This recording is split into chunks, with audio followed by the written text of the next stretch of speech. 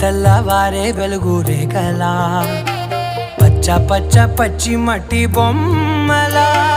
అల్లి బిల్లి వెన్న పాల నురగలా అచ్చ తెలుగు ఇంటి పూల కొమ్మలా దేవదేవుడే పంపగా ఇలా దేవతే మా ఇంట అడుగే పెట్టెనంట బ్రహ్మ కళ్ళలో కాంతులే మా అమ్మలా మా కోసం మళ్ళీ లాలి పాడేనంట.